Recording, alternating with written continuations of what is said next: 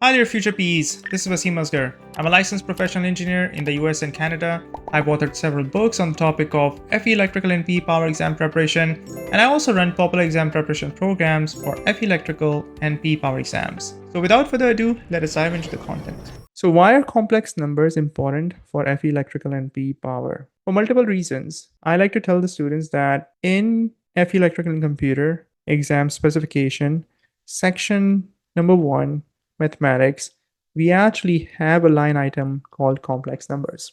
Okay, but the importance of complex number is not just related to that one particular line item, because later on when we get to section number 6 for FE electrical and computer exam, we start discussing AC circuit analysis, impedance, phasors, power factor, and so on. They make a comeback. In our P power exam preparation, load flow fault analysis, they are present there as well. In our FE electrical and computer exam specification, section number 10, which is power systems, we don't have per unit systems, but we have three-phase systems. Per unit system is actually P power. We have single-phase systems.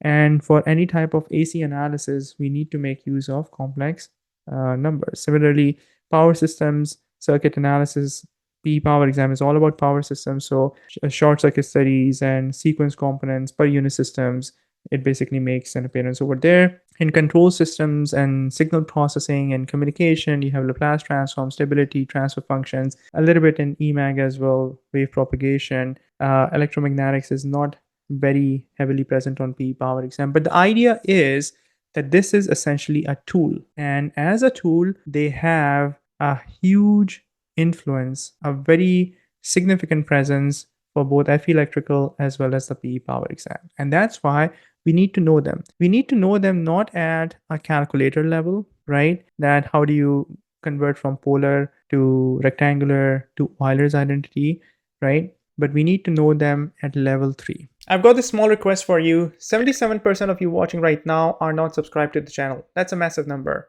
If this video is helping you out in any shape, way, or form, please do me a quick favor. Please hit the subscribe button and ring the bell. That way you will not miss out on any content that we've got planned, and it really supports the channel. Level 3 understanding basically means that you know them inside out to a point where a given concept that you can actually explain it to somebody else. You can almost teach it to somebody else. So as far as manipulation of complex numbers is concerned, we need to be able to confidently add, subtract, multiply, divide complex numbers. This is kind of run-of-the-mill type of calculations.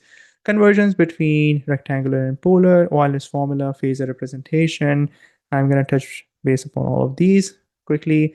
Complex conjugates in the concepts such as maximum power transfer theorem for circuit analysis, we have complex conjugate happening.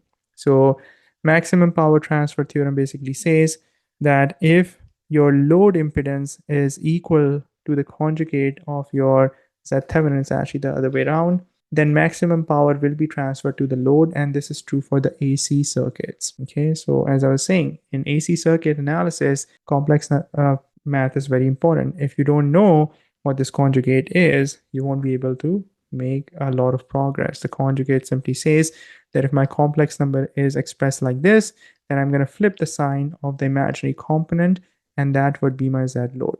Okay, it's a small step, but a step significant enough that it can make the difference between you scoring a point or losing a point on the exam.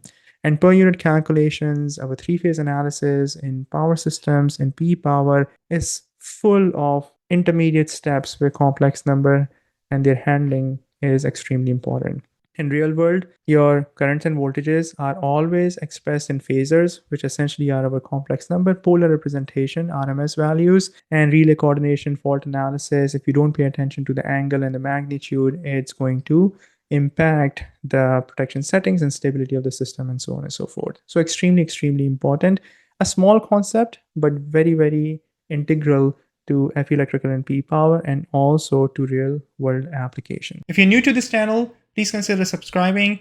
On a weekly basis, I'm creating content for FE electrical and P power exam preparation. I also discuss topics related to electrical engineering with a focus on power systems engineering. If you'd like to learn more about my FE electrical and P power exam preparation programs, please visit my website, studyforfe.com.